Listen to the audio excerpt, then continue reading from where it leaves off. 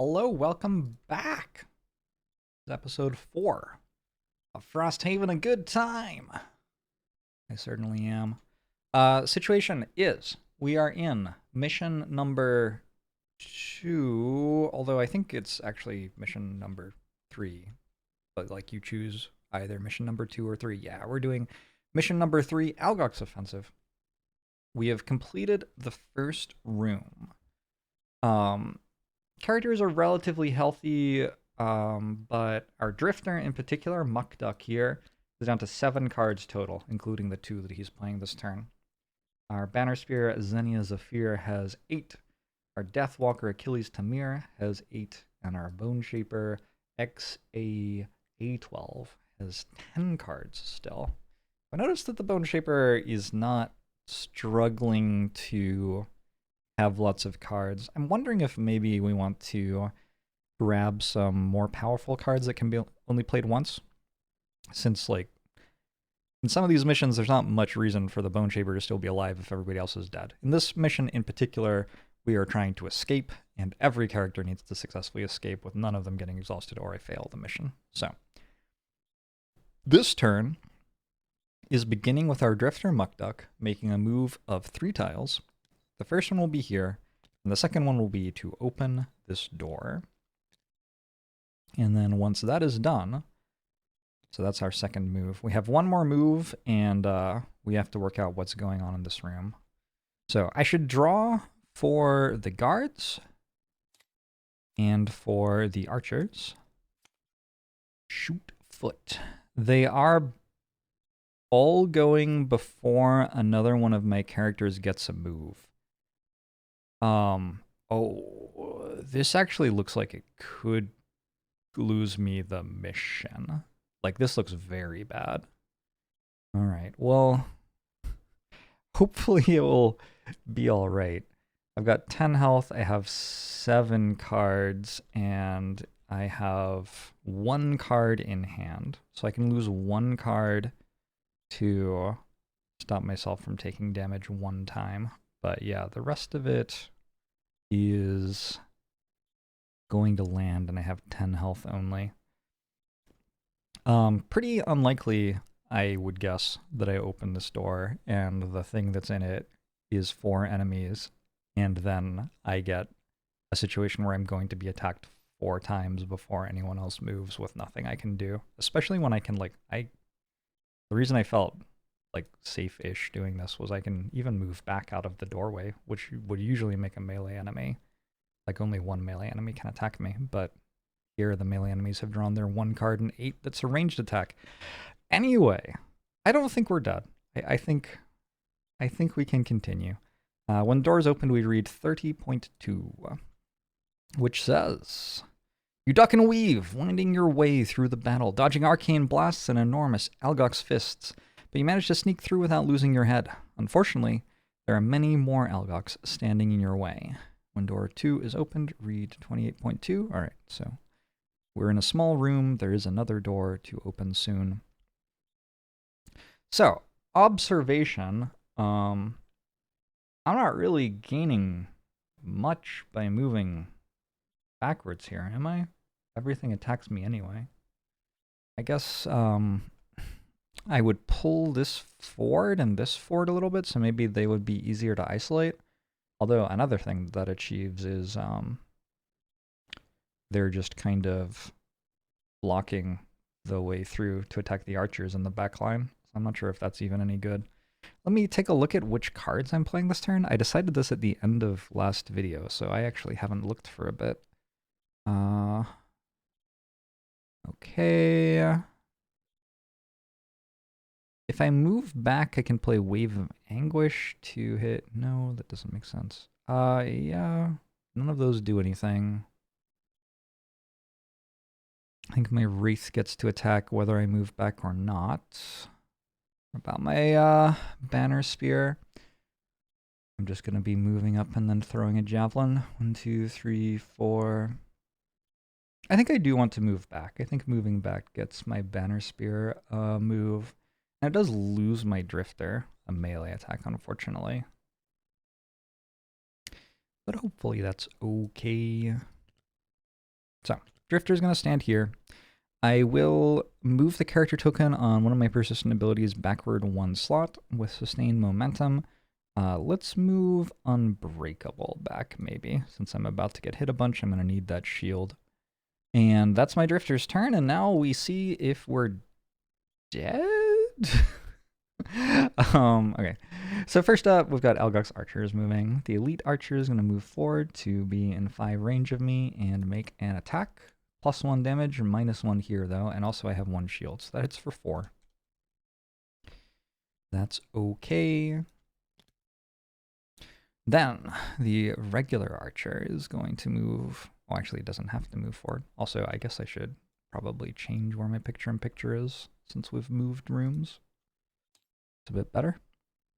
The regular archer doesn't have to move forward to attack, so it can just fire from there. We got a -2. I appreciate that a lot. That means it deals 0 damage because it started at 4, 3, 2, 1, and I have 1 shield. Yeah, that is great. That works for me. My Drifter is extremely immobilized.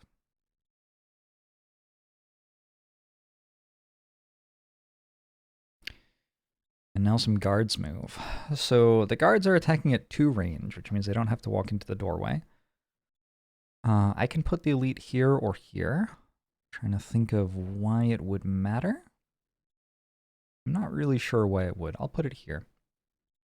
And it's attacking for +0 against my Drifter, who has 5 health. We rolled a -1, so it hits for 3. 1, 2, 3. Oh, that was 3. Okay, I thought it was at 5. Actually at 6, apparently. Cool. This advances. And the final Algox guard moves here, attacks the Drifter as well, +1. So started at 4, +1 to 5, -1 from shield to 4, but yeah, that's another card burn. Ouch. My Drifter was the character who was low on cards already, and now is even lower. I do have Violent Inheritance, which is a move 4. And I think also in here somewhere I have, I guess I don't. Oh no, here.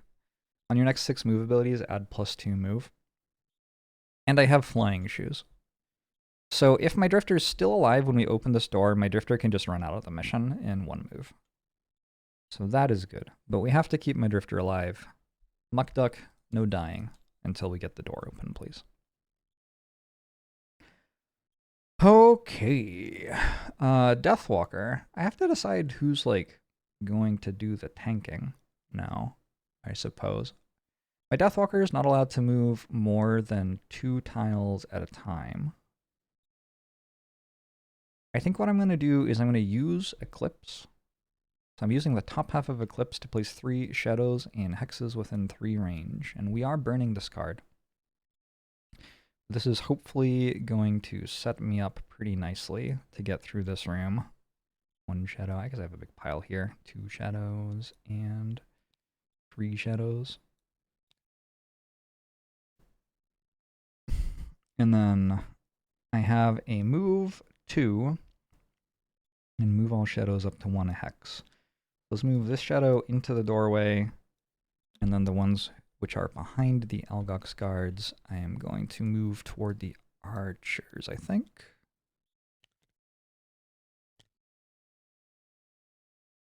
And now, all of a sudden, I have a whole lot of shadows set up. Maybe do something with that next turn. That is my Deathwalker's turn, though. There's nothing else going on. Banner Spear. Xenia Zephyr. 1, 2, 3, 4. We're going to move, and we're going to chuck a javelin at, I guess, the non-elite Algox guard is the one that I'd like to kill first, just because it has less health, so it dies faster. Got a +1 on the damage, so that hits for 5, which is not bad at all. And channels an air element. And then at the start of my Bone Shaper's turn, the first thing that happens is my Wraith moves. I'm going to move here, and then it can make an attack against this Algox guard.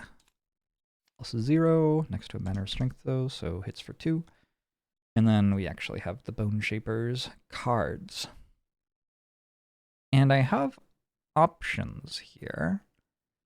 I think I didn't get Warden's robes back. Warden's robes are giving me 2 shield on one of my summons. Here's the thing, my Drifter is stuck. So I can't really like fall back from the door because my Drifter is stuck and has no health or cards. So I guess I'm walking forward.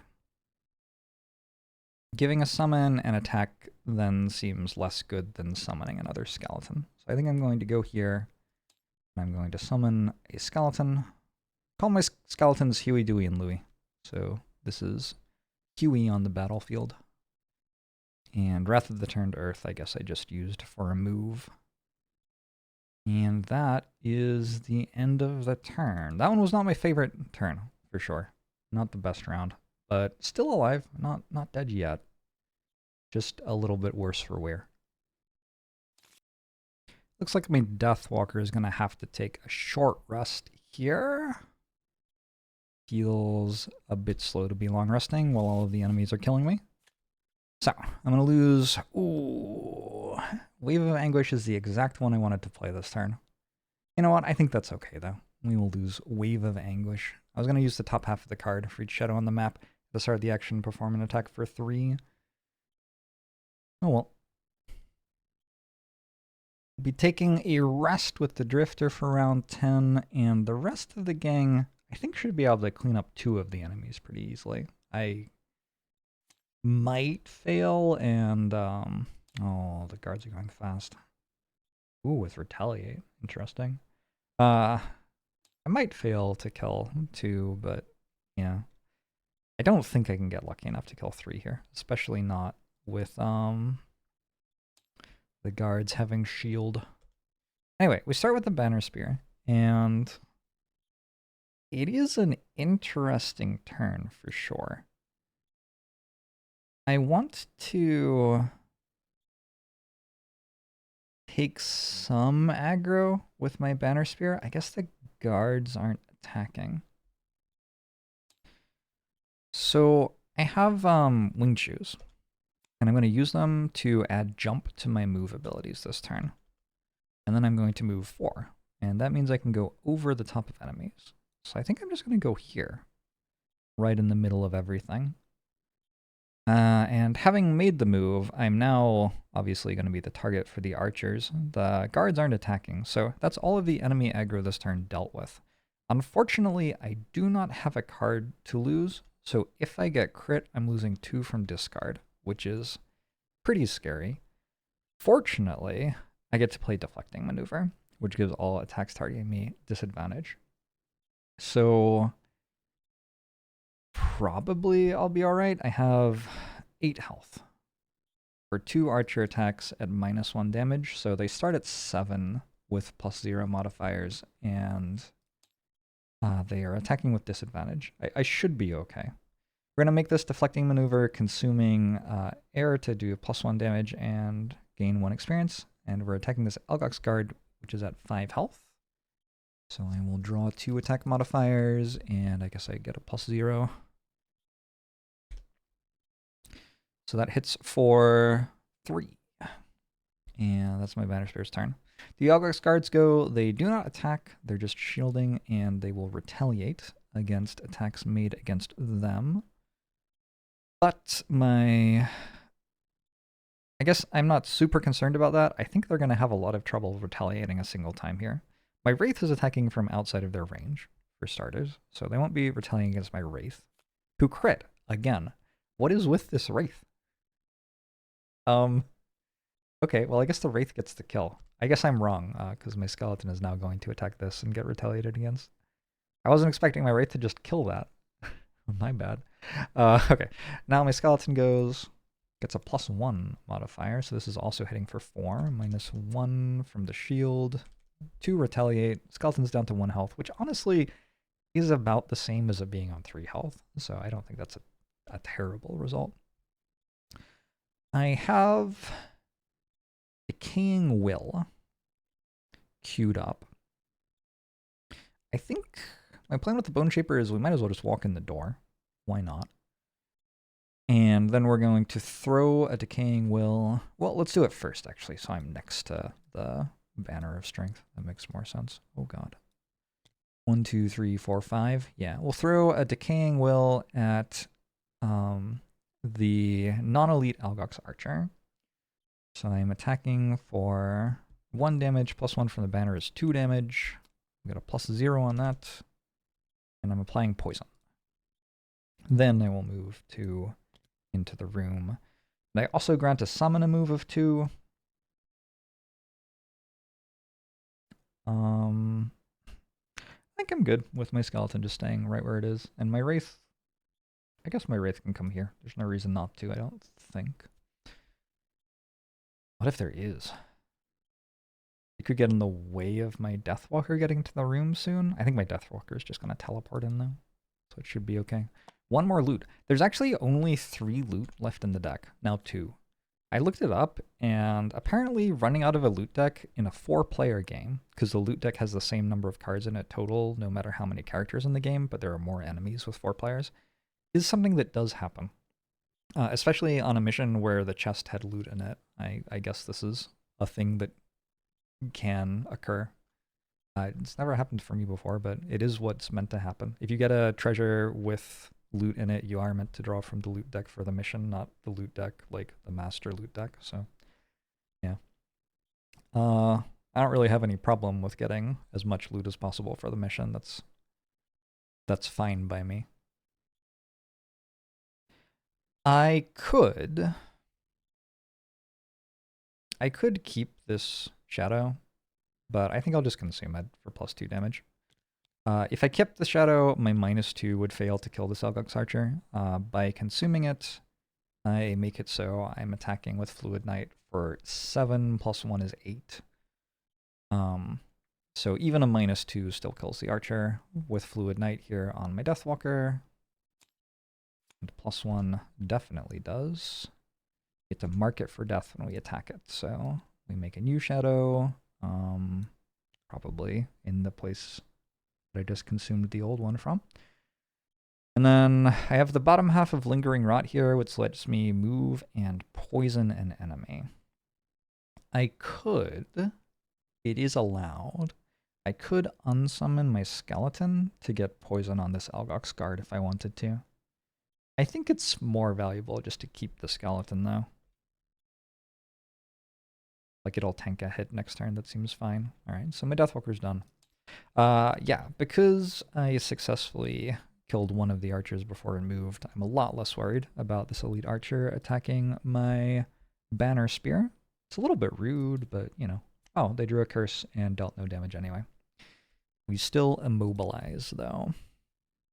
And finally, the last thing that happens in the turn is that my drifter will take a long rest. So this is another heal. Heal for 4 instead of 2. I will... Oh, I already did remove immobilized. I get to get Amulet of Life back. That would be another heal if I wanted. And I have to decide which of these 6 cards to lose. So I've decided to go with Violent Inheritance here. It is a move for 4, but I already have a different move for 4, which doesn't exhaust when used. So I can just use the move for 4 I have to move 1, 2, 3, 4 up to here. And I can play the card that makes my moves move me for 2 more than usual. And then I can rest and get the move back and move out of the mission with Winged Shoes to get over the enemies in the final room. No matter how they are distributed. Unless they're standing in the tiles that I leave on. That would be kind of rude. I don't think they do that. Anyway, that was round 10. Not bad at all. Could have gone worse. Could have gone worse. Before round 11, we're going to take a short rest with the Xenia. Combined effort. Move 2 and grant 2 allies within 2 range, a move of 2 as well. I feel like being able to move my allies is probably useful in some way. You know, maybe the actual challenge for Xenia is getting herself out of the mission. Although we also have Winged Shoes and a move for 4 card. Yeah, I guess I can't reroll this because it's too dangerous to lose my move for 4 card. Actually, I think I have 2 of them. So maybe I could have. It's okay, though. Round 11's not looking too threatening. To be honest, I'm feeling pretty comfy about this mission in general at this point. I think once we open the last room with no enemies alive on the map, it shouldn't be too hard to get the rest of the way out. Algox Guard is hitting kind of hard, though. Algox Archer is going to move and shoot hard as well. Okay, that's actually kind of scary. I have put my Banner Spear Xenia in a bit of an iffy spot here. I think I'm going to want somebody else to tank the archer's attack. My thought was that I would use Javelin here, and the bottom half of Javelin is a short move, and then we can pull an enemy from within 3 range. I'm immobilized, so I wouldn't be able to do the move, but I could pull the archer toward me. Problem is, if I pull the archer toward me, it is in a spot where it has to attack me, and I guess I don't want that. I don't want 2 attacks on my Banner Spear here. Unless I do? What if I do? How far is its move? Its move is for up to 2. And my Deathwalker and Drifter go before it. So if I pull it here, my Deathwalker goes here, my Drifter... I can't stop it from walking away and getting an attack without disadvantage. Yeah, so I think I'm going to give it my Deathwalker to shoot at instead. Looks like my plan. That means I will not be playing Javelin. We'll just hit with the deflecting maneuver on Algox Guard number 3. And that's the entire turn. Attacks targeting me this round gain disadvantage, which matters for this Algox Guard immediately. It will attack me with disadvantage. Ooh, that was a crit, but we got a -1 first. So it's attacking for 4 damage. I'm going to make that 3 and use my Heater Shield, which I forgot about earlier. It does apply poison. I guess we could take the immobilized off now, but we've replaced it with a different status, I guess. And that's the Algox Guard. My Deathwalker is going to teleport again. Let's teleport to this tile so I can pick up some loot. And then I do have a ranged attack. You know what? Before I teleport, actually, I'll just ranged attack the Algox Guard, and that way I get the Banner of Strength as well. +1 damage. 1, 2, 3, 4. It isn't poisoned. 1, 2, 3, 4. I'm going to go teleport up to this loot pouch. See what we get. It's an Arrow Vine. Oh, too bad. Oh, I think I could have known there that there was 1 herb left in 2 loot cards and maybe prioritized giving it to my Bone Shaper. Well, that's too bad. Drifter gets a turn. So plan with my Drifter. This is kind of wild because I just don't have that many cards left, but I'm actually going to lose another card. I'm going to put Sustained Momentum into play. And Sustained Momentum says, on your next 6 move abilities, add +2 move. So the idea here is simply, I need to get out. Well, I'll move faster in order to get out. Should be fine. I'm also going to make a deadly shot against this Algox Guard. +0 damage, but I am in range of the Banner of Strength. I wonder how much damage the Banner of Strength has done this mission. I feel like the answer is like a very big number. I'm at 7 health, so I might as well use another Amulet of Life to be at full instead. And Muckduck can do the tanking next turn, maybe. Algox Archer goes now, and will move away from Achilles to Mir. I get to choose how it moves away, so I'll just move it toward the rest of my team. That seems kind of sensible. And then it is attacking for 6, which is the amount of health Achilles Tamir has. Oh, it drew a crit miss. That's pretty fortunate.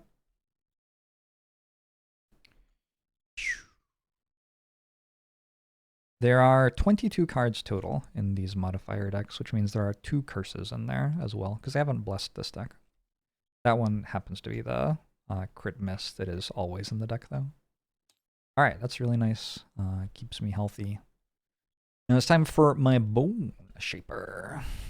First up, the summons go, though. We got a Wraith attacking +1 with poison and banner. It is... The Algox card does have a shield, though. Did I forget about the shield earlier? I think I might have forgotten the shield for the Deathwalker and Drifter.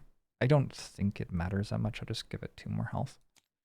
+2 damage for the skeleton. Okay, so 2 + 2 + 2 -1 is 5. It can also be marked for death by my Deathwalker, I suppose. And then this is kind of my last chance for my Drifter to get 2 kills in the same turn. It looks hard, doesn't it? But maybe there's a way to puzzle it out somehow. I'm not going to claim that this was entirely deliberate, but I think this is actually going to line up really nicely next turn. What I'm going to do with my Bone Shaper, and again, I didn't realize I was doing this until like now. But what I'm going to do is I'm going to use the top half of Transfer of Essence. I was assuming that I'd like give my summon an attack or whatever, but no, I'll use the top half of Transfer of Essence, which will poison that and strengthen my Drifter. Strengthen means I'll be making attacks with advantage next turn with my Drifter. And then I will end my turn. I guess I can move too. Is there a move that matters? I don't have a feeling that... No, I think I move here. Move here and it's okay. My Bone Shaper is actually struggling to leave the mission more than any other character. I guess I'll move here instead. Cause like I don't have super high mobility on my Bone Shaper. A lot of these characters can like run or teleport out, and my Bone Shaper's like yeah. Committed to walking out on her own 2 feet. I don't know what pronouns XCOM uses. Couldn't tell you for sure. Anyway, we'll call that a turn and go to round 12. We need at least 1 more rest from XCOM. There's going to be a short rest, and very important, I need to not lose Command the Wretched. I am okay with losing anything else. I think I'm even okay with losing a move 4. Okay, I mean, that kind of challenges my resolve a little bit.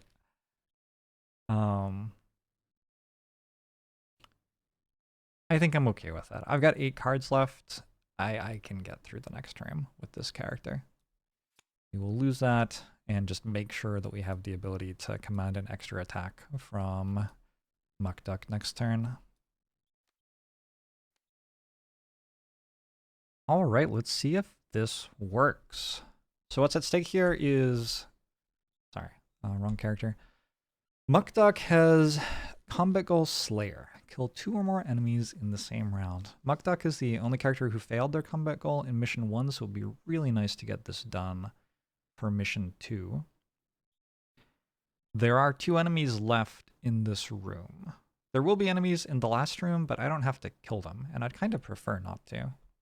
Like, I'm not getting much out of killing them. Oh, it just tells me it's lumber. That's funny. If I mouse over it and there's only 1 card left, it just tells you what it is. Yeah, there's not any loot left in the loot deck at that point, so, like, let's just start round. I'd like to probably run out of the mission after this is what I'm saying. Fascinating. I think that's fine. It is not what I would have chosen, but I think it's fine. The Algox Archer is going pretty early in the turn, but first my Drifter goes. So, my Drifter Muckduck. I'm going to use Prudent Preparation just to move. It's a move of 4 tiles because of sustained momentum here.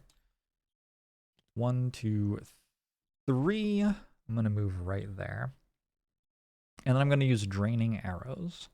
The first thing that I need to happen, I need Draining Arrows to kill this Algox guard. It's at 2 health and it's poisoned. So I just need a +0 and I'm strengthened. So I get to draw twice. -2 or +1. Whew. I was a little scared after seeing the -2. Okay. So that's done. We also get an attack at this Algox Archer. Again, I'm strengthened, so I draw twice. +1, 2 damage. Oh, actually, it's poisoned, so 3 damage. The Algox Archer is now muddled as well. This is a CC card, which also happens to just deal how much damage? 6 damage or something? Not a bad card at all. That is my Drifter's turn. However, Slayer doesn't say kill 2 or more enemies in the same round. It says kill 2 or more enemies. Or it doesn't say kill 2 or more enemies in the same turn. It says kill 2 or more enemies in the same round. Now, the Algox Archer, who is remaining, is going to move. And I think I will have it move here. It just needs to move away from Xenia Zephyr, who it is about to attack. We do have poison on Xenia Zephyr, unfortunately. So it's doing +1 damage, and it is an elite. This is kind of scary, actually. Might have to burn a card here. It drew a curse, so I guess it missed. All right. We've gotten some useful crit misses recently. It's going to now create a trap, and it has to create a trap as close as possible to one of its enemies. So the 2 options are here or here. Yeah, there seems better. Okay. So now my Banner Spear is going to go. Xenia Zephyr. Fresh off just barely surviving that attack. I did have Charles Reinforcement queued up to tank the hit for me, but I guess that's not happening anymore.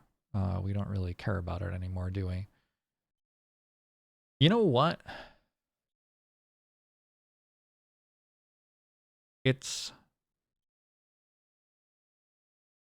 Well, actually, I have to use the bottom half of regroup to put my Drifter into base contact with this Archer. So yeah, I will do that. I'm gonna move my Drifter onto the trap because I don't want the trap to be there anymore. I could have used my Bone Shaper's fancy new shoes to do that, but I think this is okay. Also, I have to make the trap hit something else. So if I've already killed the enemy and then I use the Bone Shaper's shoes to trigger it, I would have to hit like another one of my characters. I wouldn't be able to hit an enemy anymore, and the trap still has to hit someone. Let me show you the shoes that I'm talking about. When you spring a trap by entering its hex, you may apply its effects to a figure within 3 range instead of yourself. I could have waited until I opened the next room, lured an enemy in, and then hit it with the trap. It's only 3 damage. It's not the end of the world. I don't really have to think that hard about it. Okay. So my Drifter's ready. I can move somebody else 3 tiles. What's my Deathwalker doing this turn? Moving a Shadow 5.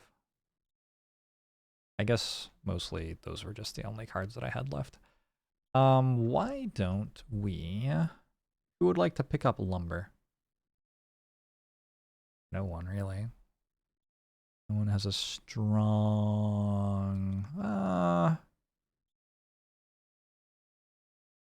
Sure. I'll make my Bone Shaper pick up some lumber. Probably my Bone Shaper could have done that on their own, but oh well. Deathwalker now. So I actually just don't really want to do anything here. The Archer is on 9 and poisoned. With the Wraith and Skeleton both attacking it, it's getting close to being dead already. So I don't want my Deathwalker to do any damage at all. I could open the door. That would be kind of a ludicrous choice. Actually, I just realized something. The enemies already have cards drawn and the archers have already gone. So if I open the door right now and there are archers and guards in the next room, only the guards would actually get to move. And I can see what they're doing already. They're making a regular move and regular attack.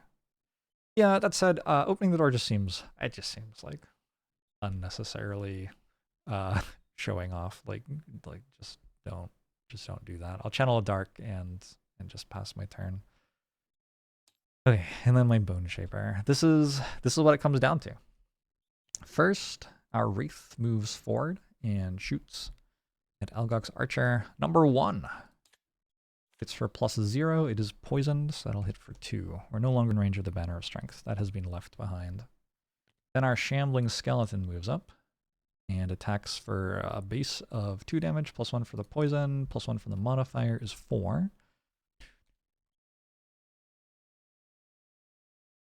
And now, in my Bone Shaper's actual turn, I'm going to burn Command the Wretched to grant an ally a melee attack for 5 damage. And that's actually a melee attack for 7 damage, because I still have Crushing Weight in play with Mukduk. -1 is not enough to make me fail. I successfully killed 2 of my enemies in 1 round. Not bad at all. Burns the card. Yeah, cool. That was the bottom half of this card, so I do have the top half of Dark Tidings if I wanted to grant 3 of my summons attacks. Nope. And that's your turn. I got the last loot token, which is lumber. 8 loot for XCOM 6 for Mukduk. Alright, we got a good amount of stuff there. The loot deck is completely empty. The room we are in is completely empty. The only thing left to do is escape. And I'm going to say we are relatively well set up to be able to do that. But I'll have to take a look and work out how we're playing round 13. And hopefully we can pull it off. Round 13 is not going to be the most exciting round. Mostly we're just going to take long rests. I do have a move with my Bone Shaper. Just move up here. Move my skeleton up here too. Maybe I should have thought slightly harder about that. I don't know. I don't think it matters. And then I get to heal my Banner Spear. I feel like my Bone Shaper is falling a little bit behind on experience. Less, that's not what I was trying to do. Anyway, I feel like I'm falling behind a little bit on experience for my Bone Shaper, so I will consume the Dark element in order to get +1 experience, but it doesn't actually heal my Banner Spear for more because I am poisoned. So, that is fine, and also the only thing I'm doing all turn. My Banner Spear long rests, I decided to lose Javelin. We get these items back, in particular. Pretty exciting to get Winged Shoes back there. My Drifter long rests, I decided to lose Draining Arrows. I get my Amulet of Life back and heal for 1, 2, 3. That's the end of continuous health for this mission. And then my Deathwalker long rests, I decided to lose Lingering Rot. And we get back the Circlet of Elements and the Crude Bow. Yeah, really quick turn, and now we get to play round 14. Round 15, we get to, sorry, round 14? Round 14, we get to open a door. Always the most exciting part of Frosthaven. I don't remember at all what's behind this door. I mean, I remember there are enemies. There's nothing to do except open it. So my Banner Spear is moving 4, and we'll move 1, 2, 3, and open the door. That is 4 Algox guards defending the evac zone, as it were. Let's see what they're doing this turn. Guards are going to. It'd be really nice if they didn't attack. No, they are going to attack. They're going to attack before anybody else moves. Oh gosh. Okay. So I guess if I move further into the room, I will get surrounded. And whether I move further into the room or not, the door is going to be blocked. Oh, that's actually really nasty.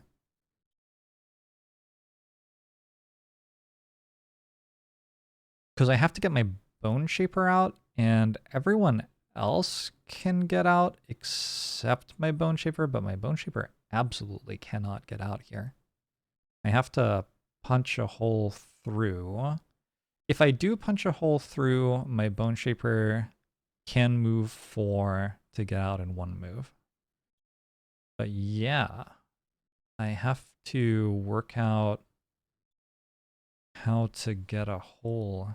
You know what? I lost a javelin.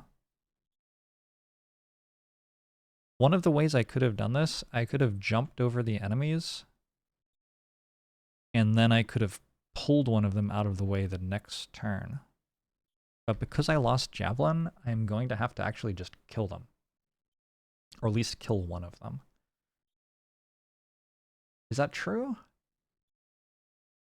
Maybe next turn I could pull them out of the way. I think I have to, like, fight them. Okay. That's not necessarily impossible, but I'm pretty unhappy about it. It's certainly not how I drew it up. We will give it our best shot, though, and hopefully this will work out okay. So I have one more movement. My allies are stopping me from moving backwards, so I don't get to move backwards. If I move forward, I get surrounded, and I start taking a lot more damage than I would be otherwise. That said, one nice thing about moving forward actually is, okay, I get to attack them, so that's kind of nice. Another thing is we put a non-elite on the actual tile by the doorway, and my skeleton gets to attack it,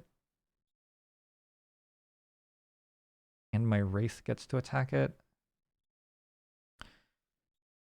Feels kind of more killable than the stuff I'm having to kill right now.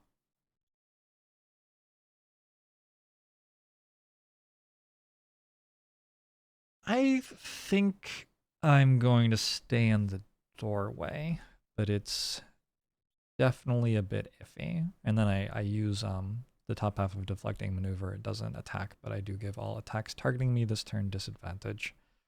Starting at 7 health, and I am passing turn to the Algox guards. I feel like both of the doors have opened. I've gotten very bad results from opening the doors. Okay, so the Algox guards move. The elites go first, so this comes in. It's attacking for 5, -1 is 4. A +2 or a -1, you know, I'll take the -1. So that hits for 3, but I'll use my heater shield, so it's only 2. And then the next one, also attacking for 4, -1 or +1, I'll take the -1. So I'm down to 2 health, which is more than 0 health. The rest of the Algox guards can't move. They have no physical way to find one of my people to attack, so they just don't even try. Well, I mean, they try, they just fail, I guess. So my Drifter Mukduk only has 3 cards left total. Which means I'm a little bit limited on what I can, like, ethically ask him to do, I guess might be a way to say it. That said, I do have full health. And I think I'm relatively happy. Well, first off, we're going to use Winged Shoes and make a move for 4, which is actually 6 because of sustained momentum. Go 1, 2, 3, 4, 5, 6. So I'm now capable of leaving. And I'm going to use Bloodletting. That gives me another experience and is an attack for 5 damage on this regular Algox guard. It's for 4. The regular Algox guard, not necessarily the one that I need to kill. It's the elites who are blocking the doorway who are the bigger deal. But, like, you can't kill them anyway, so... Ooh. So when I end my Drifter's turn on this escape tile, I am allowed to leave if I want. That will remove my Drifter from the mission. My Drifter is just done for the mission if I do that. I think I won't do that, but I sure understand the appeal right now. Yeah, the thing is I need to get everybody out, not just my Drifter. So the challenge is going to be getting through this meat shield that has put itself in front of the doorway. My Deathwalker gets a turn now. My Deathwalker has a few cards left, 5 total. And my plan had been to move a shadow 5 hexes. I think that's still my plan. Let's move this one over here. And then I'm going to use Black Barrage and hit Algox Guard number 4. We'll go Algox Guard number 6, actually. Start working on getting that dead. I'm going to consume a shadow as I do it. That'll give me an experience and add 2 damage to the attack. I got a -1 on that, so it's hitting for 3. Oh my god, it's still at 16 health. That feels like an unreasonably large number. But not much I can do about that right now, I guess.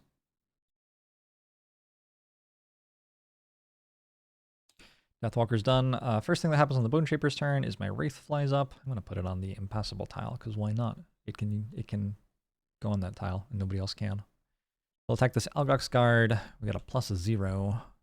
It hits for 1. It does a lot less impressively without the Banner of Strength nearby, I guess. I suppose I'm sitting here on 4 HP. Let's use the bottom half of Transfer of Essence. It hits me for 2, but heals my Banner Spear for 5.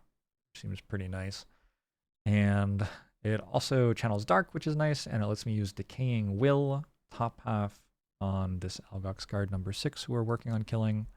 I got the crit on an attack for 1 again. I am so good at drawing that crit card. So it is poisoned. I'm down to 13 health, and I channel Earth.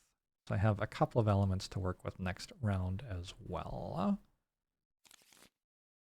My Drifter is sitting on 3 cards total right now. 2 in discard and 1 in hand.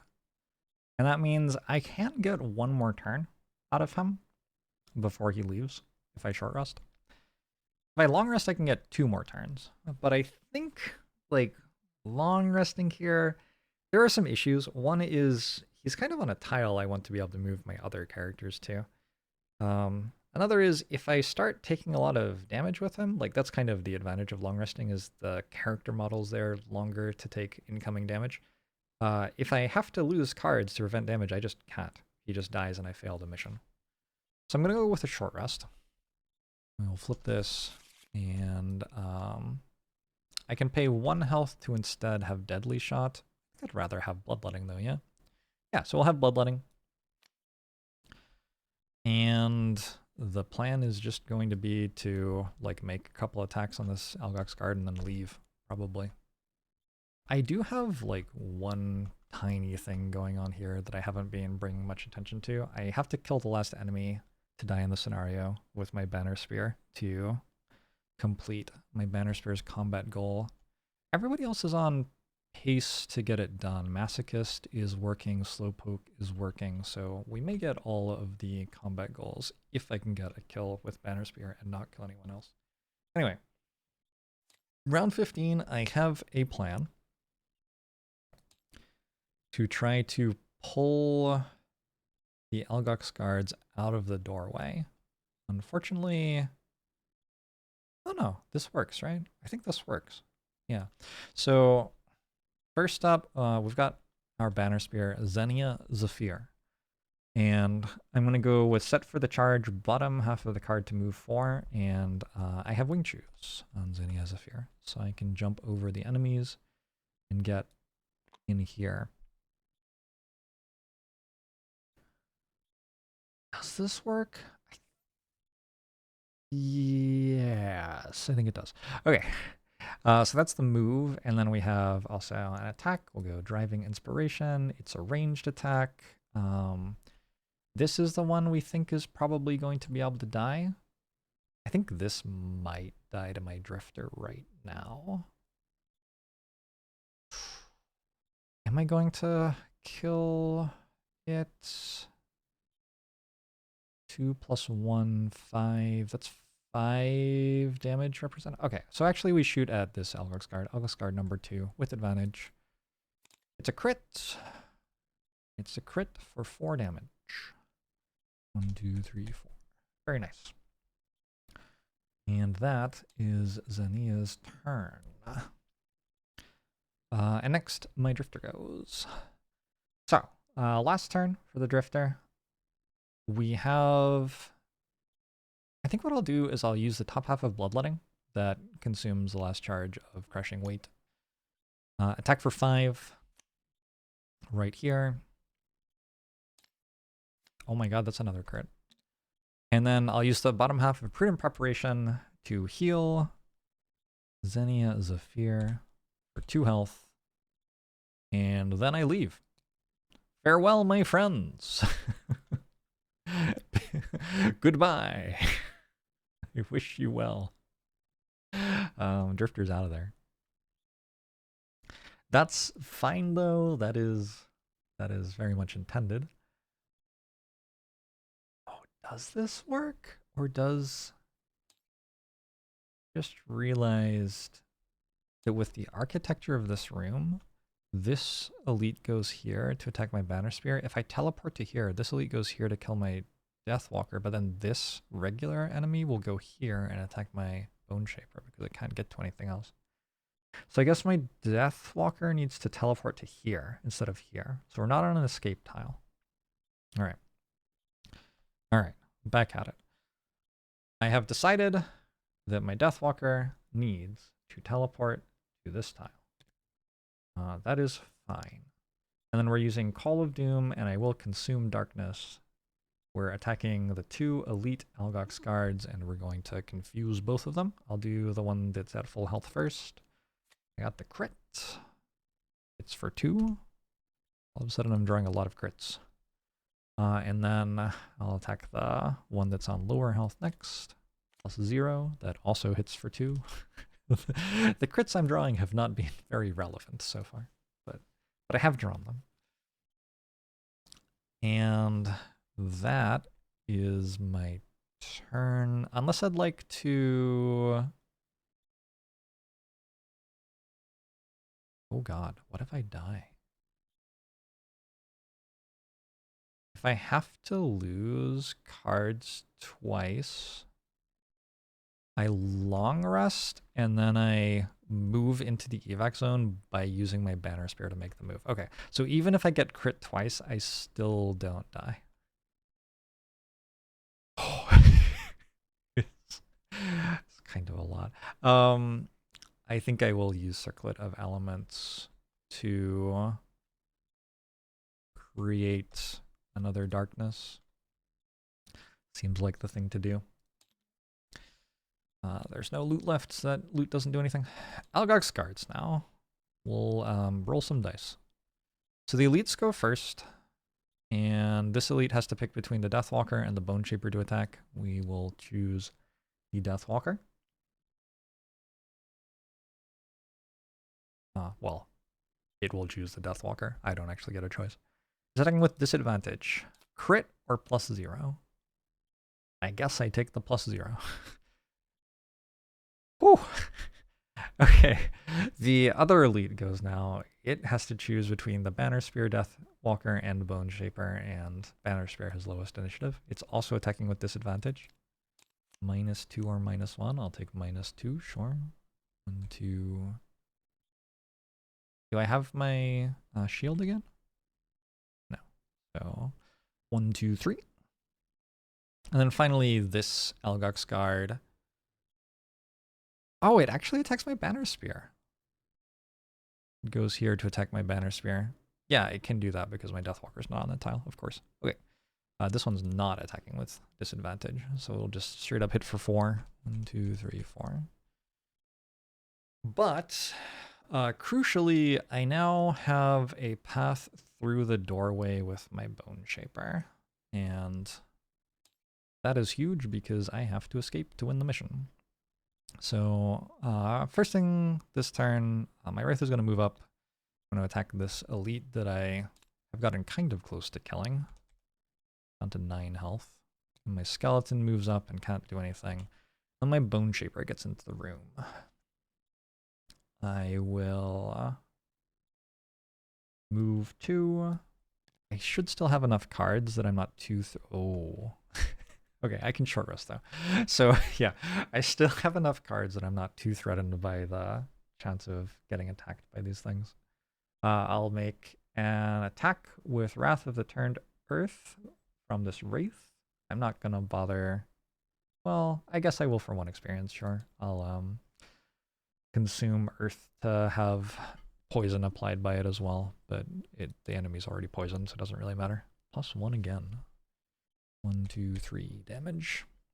It's down to 6 health. Remember, one thing that's going on here is I want my Banner Spear to get the last kill of the mission. So if that could happen next round, that would be good. Let's see how it goes though. Round 16. That's right about where I said I thought would be when we were leaving. So it's all going to plan. I definitely have to do some short rests here. Bone Shaper and Deathwalker are both out of cards. So I'm gonna short rest with both of them. We can lose Transfer of Essence, sure. And then I worked out if I click Spread and then click and drag, they go into my hand straight away. I wonder if there's a hotkey for Spread. Who's Black Barrage? Yeah, okay. I may also want to short rest with my Banner Spear. I'll have to work that out. I guess really the question is, why wouldn't I short rest with my Banner Spear? I have 4 cards here in discard, 2 in hand, and I'm standing in the evac zone. So if I just short rest, like, what is the worst thing that can happen? I burn a card and like, okay. Like, what's so bad about that? This seems fine. So I want to get a kill. I need to get 1 kill.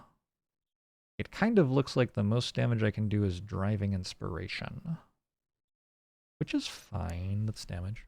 So I think I'll go at all costs just to have 60 initiative, so I go after my Bone Shaper, and then Driving Inspiration is an attack with advantage, which means it can't crit miss.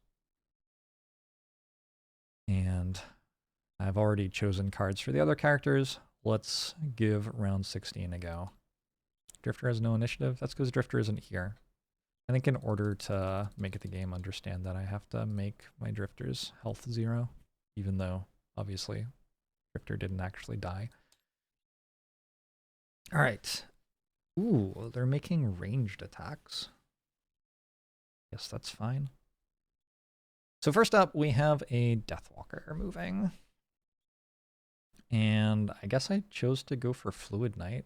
I didn't think I was doing that, to be honest, but I guess I have. All right, so we'll use the bottom half of Dark Fog to move here. We will use the top half of Fluid Knight to, I guess, make an attack against this Algox guard.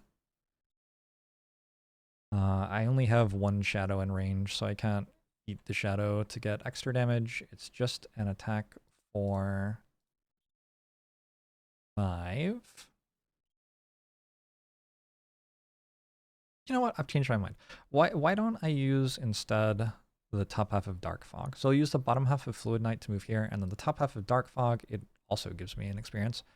And this is an AoE. It hits in a triangle, so I can hit 2 things. I'll give them both curses. And we can hit this for 4 damage, which seems like a good amount. I clicked the wrong modifier deck, sorry. -1, so puts it at 3. And I can hit this one as well. I don't think it attacks at disadvantage. I'm not actually sure. No, it probably does. I've drawn from the wrong deck again. Been playing a lot of Frosthaven. Yeah, I think that draws, I think that hits with disadvantage. All right, they both get curses added to their deck. The card burns, and then I end my turn and peace out. Deathwalker on 1 HP is out of here. I successfully moved no more than 2 hexes on each turn. Way to go, me. How much health does my Bone Shaper have? 2? Perfect.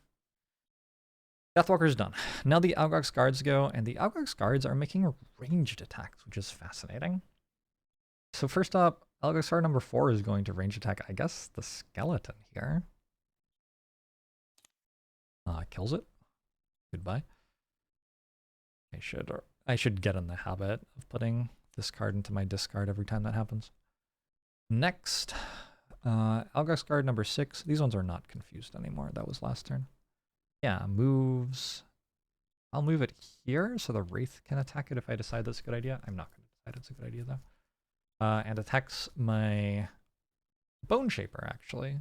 Oh, we're attacking the Bone Shaper. Okay, so we move 2 then. We move over to here to attack my Bone Shaper.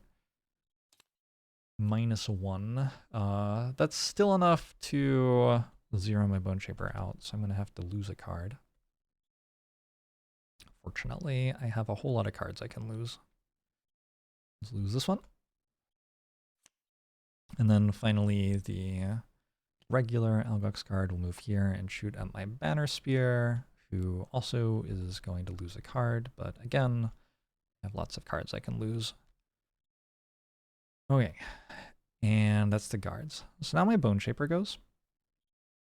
And first the Wraith has to attack this. I no longer have a choice based on how that last turn played out. Or based on how the enemy turn played out, I guess. Yeah. Interesting, right? I guess I will leave. I'm going to consume Dark. This card gives me 2 experience this way.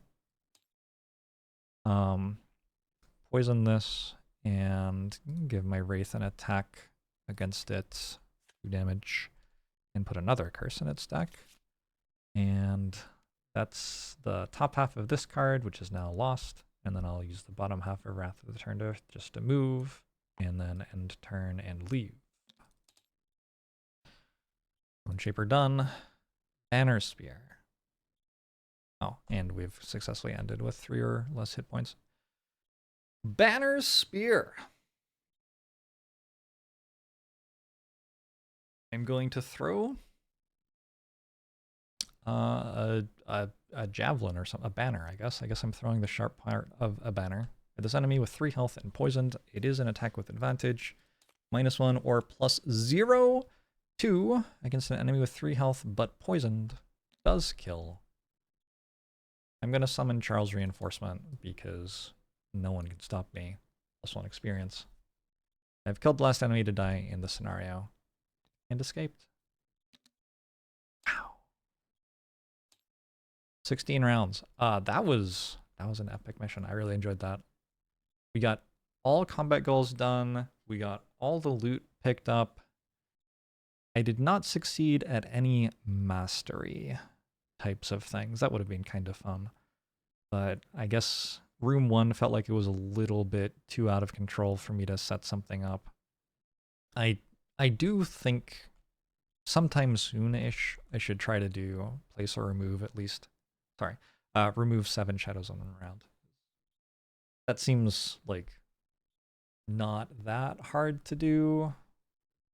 Also, honestly, place or remove at least 1 shadow each round doesn't seem impossible either. So both of the masteries on Deathwalker feel like they're very achievable, and that is a thing I have in mind. Anyway, let's read the scenario outro. At the end of the round, read 8.3.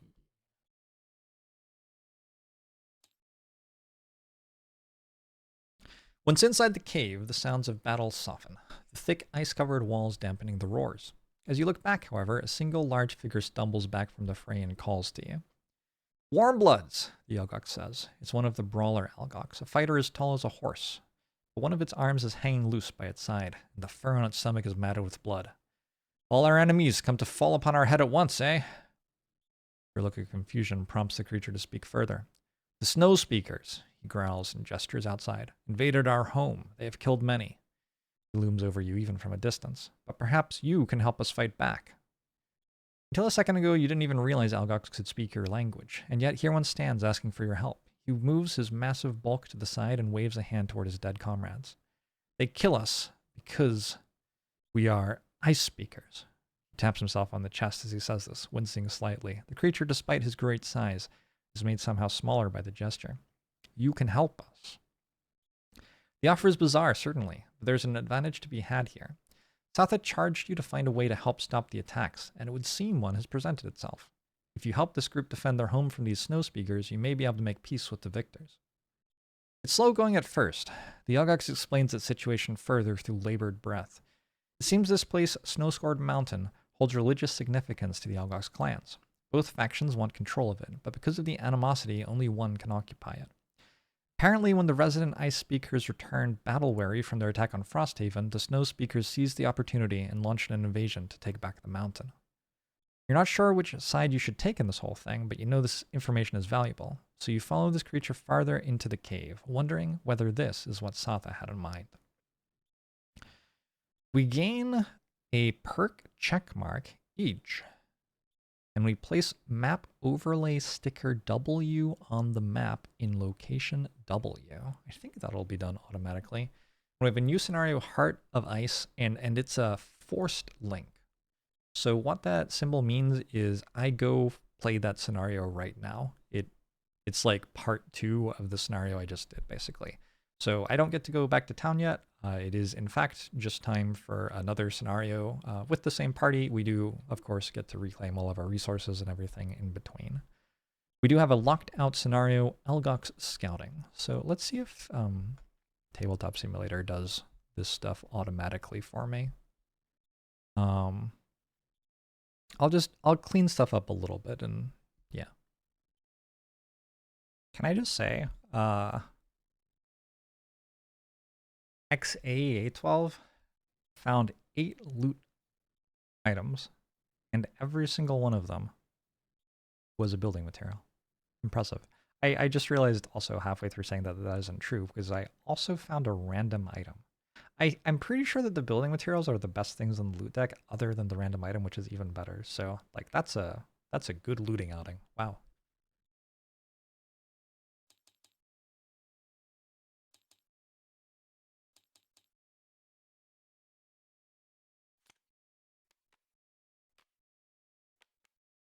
I've changed my mind. Actually, the potion resources are better, aren't they? Well, whatever. I'm trying to work out what perks I really want on my banner spear, because how I've been playing my banner spear doesn't result in me drawing many cards from my modifier deck. So I'm wondering if perhaps one of the perks down toward the bottom of this sheet would make the most sense. At the end of each of your long rests, grant an ally within 3 range 2 move. That feels like it could help me move my banner around and really like free up the cards I have to provide allies movement to be used in different ways. Maybe we go for that. Sure, we could try it. Yeah, let's do it.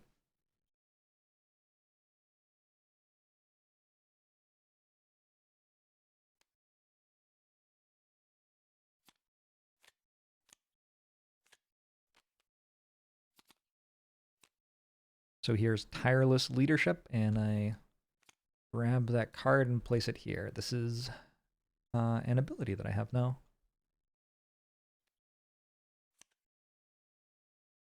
My Drifter Muck Duck also has a perk. In fact, everybody has a perk. We all got perks, so great work, everyone. I am hugely appreciative of ignore scenario effects as a thing written on the perk sheets. Scenario effects can sometimes be very nasty. Things like discarding a card before the scenario starts, or starting with brittle, which means that the first time you take damage, it will be twice as much. These things are just, I'd rather not have to deal with them, and this is coming with a bonus of adding a +1 card to my deck, which at the moment does improve the deck. I guess it would be possible to imagine an attack modifier deck which wasn't improved by a +1, but the average of the attack modifier deck starts at 0, so adding a +1 to it is definitely an improvement for now. Looking at Bone Shaper now, and ignore scenario effects and add 2 +1 cards sounds great. Like, yeah, I'd love that. However, I was just saying in the course of Mission 2 there that I felt like I had more cards than I needed, and like adding more cards that like lost themselves when used could be a good idea, since like my Bone Shaper's ending missions with 8 cards left while everyone else is running out. I think that going for at the start of each scenario, you only play a level 1 card from your hand to perform a summon action of that card. Get Wraith in play on turn 1 without me having to play it. Gets it attacking straight away. Also lets me summon a skeleton on turn 1, which seems really helpful because I've been having trouble getting skeletons summoned. This just seems like a really good idea. This one requires 2 perks, so I'm taking the first perk toward it, but don't actually have anything to show for it just yet.